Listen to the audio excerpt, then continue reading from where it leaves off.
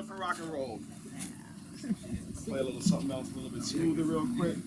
I'm thankful to be here because of Ken and all of y'all. Thank you. Thank you, guys. I am a Connecticut native, born and raised in Bloomfield, Connecticut.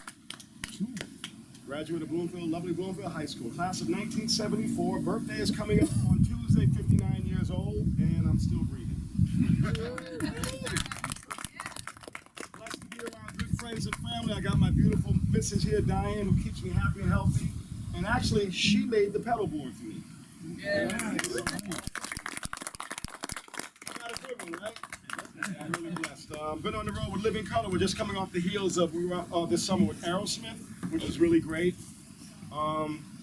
Spent a lot of years just searching and trying to be around good people and good music. I started off as a studio player at 17 in Inglewood, New Jersey, at a studio called All Platinum Records. That label transformed itself into Sugar Hill. And I did all the Sugar Hill records, from the Grandmaster Flash and the Furious 5 to the, the Sugar Hill Gang, Funky 4+1, Sequence. I did Eighth Wonder, Apache, That's the Joint, Funk You Up. A lot of great songs, a lot of great memories. I went on from there to work with my third cousin, James Brown. They were doing some stuff with him at Tommy Boy Records with Africa Bambaataa. And more artists there. Then I was blessed to meet a person named Arthur Baker, a Boston native. And he was the hot cat. He got me an audition for Jeff Beck, and I met Jeff, and then ended up getting in Jeff's band myself, Simon Phillips, Jan Hammer, and Jimmy Hall, singer who was in a band called Wet Willie. That was my first rock and roll experience, and I actually got paid real money to do that gig. Everything else I got paid in food stamps and government cheese.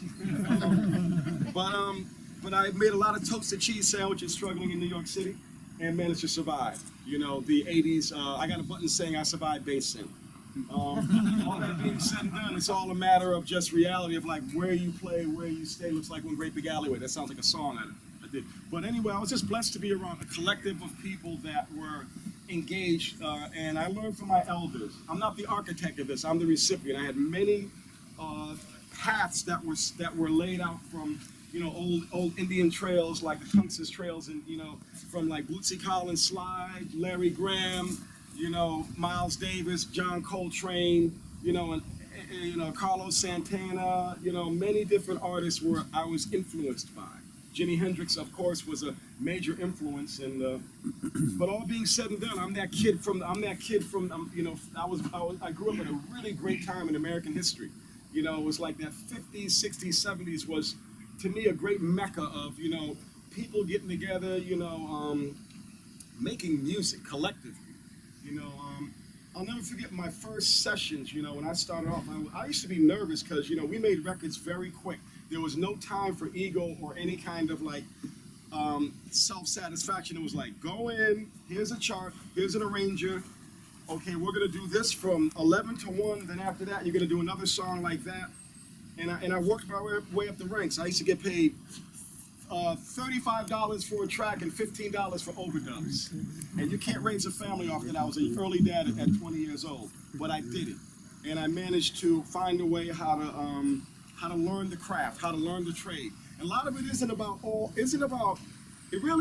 from what I've learned, it's about your personality and how well you translate to the person that asked you to do a job.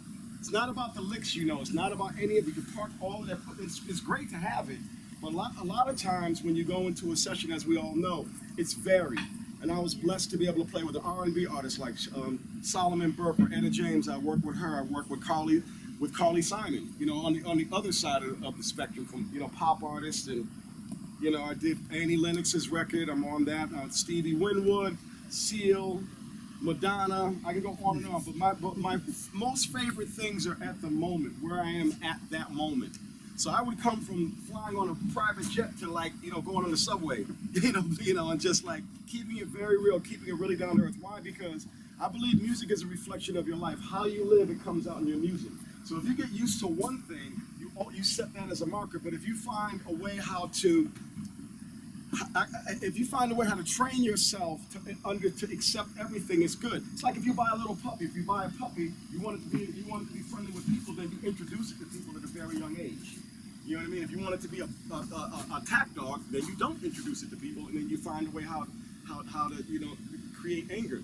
I found a way how to just interpret life and how to be able to listen to what a person has to say. If you listen, you can learn. And that got me the gig with Mick Jagger. That got me the gig with a lot of folks, just listening and being in the right place at the right time, but playing the part, staying quiet. When it's time to speak, you speak. When it's time to go on the front burner, go to the front burner. When it's time to sit in the back burner, sit comfortably on the back burner and keep the fire hot. And that's just the art of how I learned how to survive in this incredible, mad yet beautiful music business and how to make a living out of it. God, I don't even know how I did it. But, you know, I raised 5 kids. I got 4 grandchildren. I'm blessed, you know, and it didn't come I didn't buy my way into this business. I wasn't born into it. You know, my mother says, I don't know how you started playing. My mom says, I couldn't carry a tune if I had it in the bucket. I said, well, Mom, you raised me. You know what I mean? So at the end of the day, I'm not the architect. It comes from family.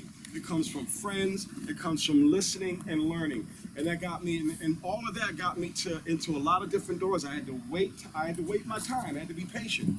You know, there's sometimes we have to say, no, I'm not going to do that right now because it's more important that I go play at the Elks Club with one of my friends and I promised I was going to play with him there. And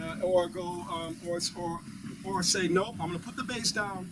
Young kid, come up here. You play. Let me see what you're doing. What am I doing to help you, the next generation move forward? Am I going to sit there and complain about it?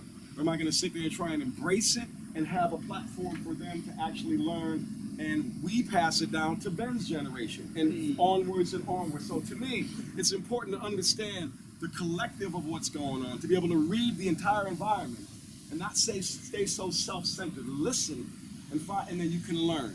And no matter what age, if you listen, you can learn. When you stop listening, then you sit down, you start to walk a little slower, and then you start wondering, oh man, you start thinking about should have been. Well, should have been never was. And if you give, and not looking to receive anything, then that's the blessing at that moment that's supposed to happen. That's how I live my life. I choose to live it like that. I've been blessed. I don't know if it's a blessing or a curse, but I'd say I've been blessed to be able to work with some great people. And people first, artists second. People first, artists second. Because to me, the stars are in the sky and they fall down sometime too. So I don't believe in all that star stuff. I don't get starstruck. I try to just, well, we all do a little bit. I mean, when I met a few people, I was like, wow, man, I'm standing next to Bill Clinton. And I was like, wow, he knows everybody's names. I went, Living Color, we went to the White House and we met Bill Clinton one time, and he was mad cool. He's got a photographic memory. He knew everybody's name as soon as you walked in there, addressing you by your first name. We were trying to get him up on stage because I know he played saxophone. I was like, get that saxophone out. Jam out. Let's play this theme for My Three Sons or something. But he was one of those kind of guys where you kind of like, you can meet and he's like, he's a mate. But you know what it is? He's a musician. And there's a certain core that goes with being that musician that you just can't break. President, plumber, martial art expert or bullshitter. You know what I mean? It's like, bullshitter, put that in another box. I'll erase that from the whole program. But all being said and done, we learn from who we're around, and we experience from just life. Life is, how you live, it comes out in your music. And I'm a perfect example of how I live comes out in my music. So I've been blessed to just be free. Just be free. And I've been around a lot of people that are like, hey man, you shouldn't play bass like that, man. Just play it like this now. And I love all of that. That's great. But I have mucho documented product that's out there that demonstrates the different variables of what I've done over my career. So whether it's rock, country, blues, reggae, you name it, I've been blessed to be in those idioms. And there's many more that I'd like to be able to be a part of before I check out. But right now, I'm just blessed to be around y'all. And right now, y'all are the most important people to me right now. That's what's important, y'all. And I want to play for y'all again.